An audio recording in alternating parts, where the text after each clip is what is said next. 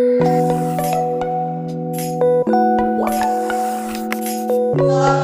warahmatullahi wabarakatuh.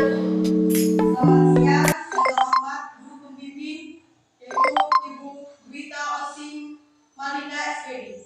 Pada hari ini saya adalah Putri sebagai moderator dari kelompok 4 kelas 10-4. Dalam diskusi pada hari ini, adapun anggota kami yang bernama Putri, Maria, Reza, Gilang, dan Agung. Pada kesempatan ini kami akan berdiskusi tentang alat pembayaran tunai, alat pembayaran non tunai, sistem pembayaran, jenis-jenis uang.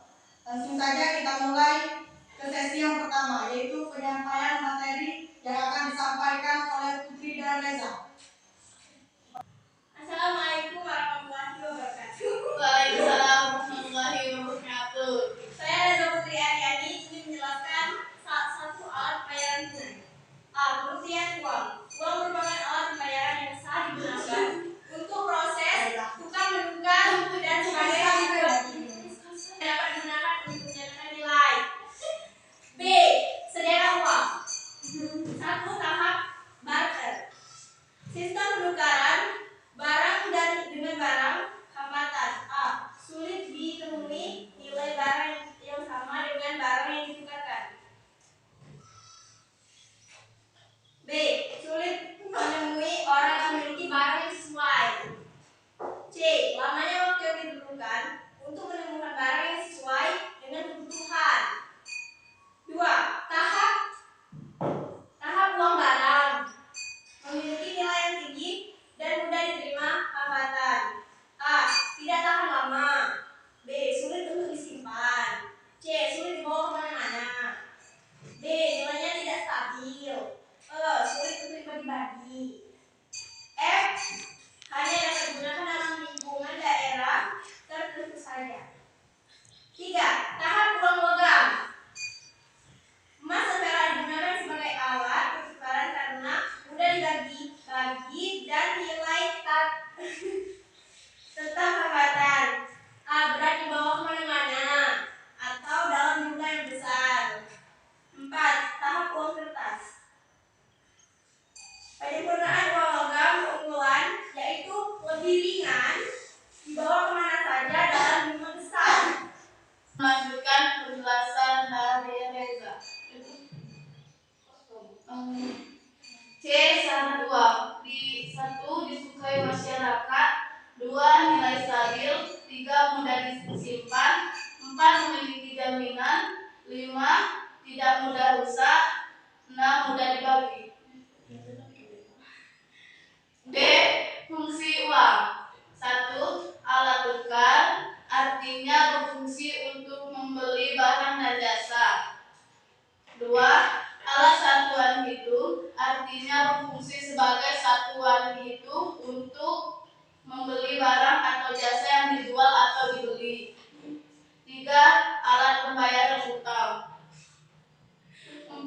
Alat penyimpanan kekayaan. 5. Alat pemindah kekayaan. 6. Alat penunjuk harga.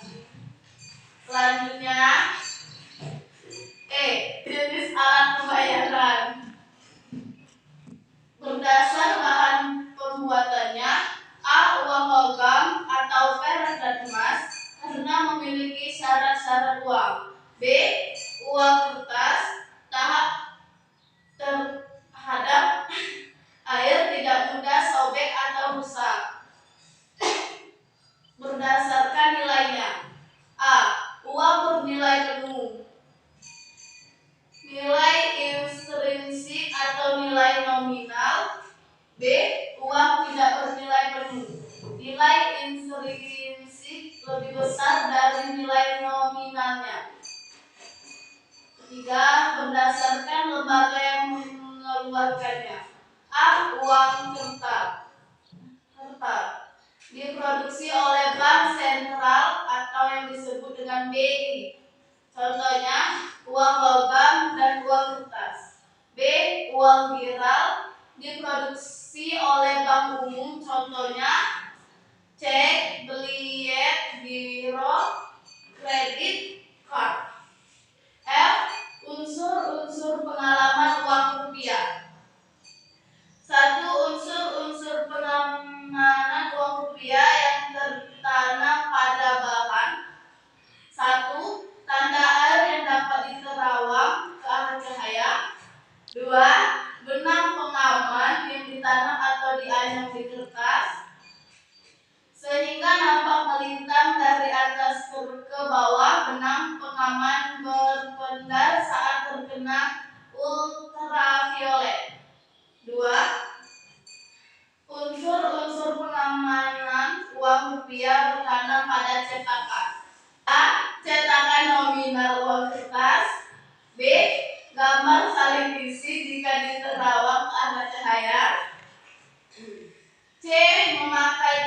khusus atau dapat berupa warna jika dilihat dari sudut yang berbeda. D. Ada tulisan yang kecil. E. Ada cetakan yang tidak terlihat. F. Cek berupa gambar dapat dilihat di sudut tertentu. Itulah yang bisa saya jelaskan dari saya. Selanjutnya alat pembayaran non tunai yang akan disampaikan oleh Maria dan Gilang. Padanya kami persilakan. Baik, saya akan menjelaskan tentang alat pembayaran non tunai. 1. Cek perintah nasabah kepada bank untuk memberi uang kepada uang yang namanya tulis di dalamnya. 2. Riet biro. Surat perintah dan nasabah kepada bank untuk memindah bukankah sebagai dana yang ada di rekening kepada penerima.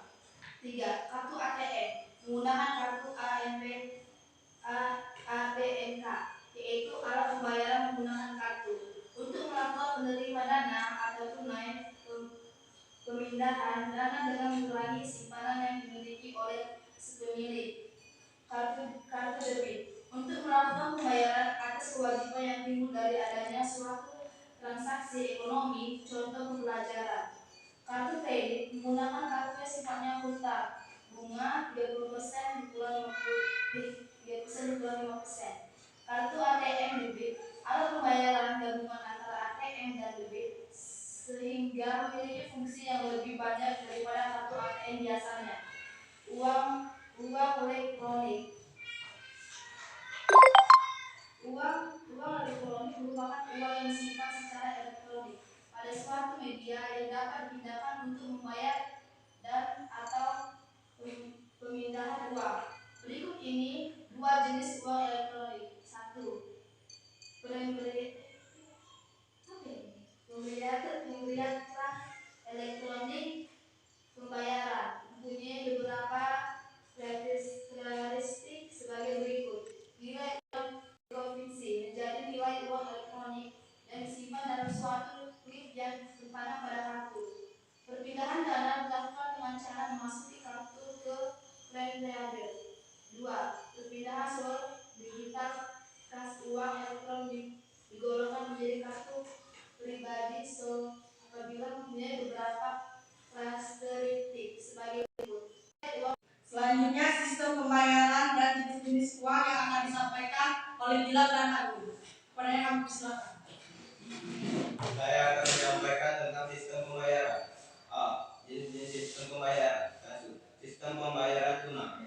Bank Indonesia berhak merencanakan uang rupiah, mencetak uang rupiah, mengeluarkan uang rupiah, mengedarkan uang rupiah, melakukan pencabutan dan penarikan uang rupiah, memusnahkan uang rupiah dengan kriteria tidak layak edar, tidak lagi ekonomis, kurang dominasi oleh masyarakat, sudah tidak berlaku lagi. 2. Sistem pembayaran non tunai. A. BRI RTGS Real Time Gross merupakan sistem transfer atau pemindahan dana elektronik yang penyelesaiannya dilakukan setiap terjadi transaksi individual dan bersifat seketika. B. BISSS merupakan cara transaksi dengan BI yang dikaitkan dengan perusahaan surat berharga secara elektronik. C. SKNBI Sistem Clearing Nasional Bank Indonesia. Clearing merupakan pertukaran data keuangan elektronik. Peserta clearing atau nama peserta maupun nasabah peserta yang perhitungannya akan diselesaikan dengan waktu tertentu. Sekian dan terima kasih. Saya akan melanjutkan penjelasan dari Gilang. Prinsip BI. 1. Keamanan. 2. Efisiensi. 3. Kesetaraan akses. 4. Perlindungan konsumen. Peran Bank Indonesia dalam sistem pembayaran. Dalam menjalankan tugasnya menjaga dan mengatur kelancaran sistem pembayaran, Bank Indonesia berwenang untuk mengatur, melaksanakan dan memberi persetujuan, perizinan, serta pengawasan penyelenggaraan berpedoman pada prinsip keamanan, efisiensi, kesetaraan akses, dan perlindungan konsumen.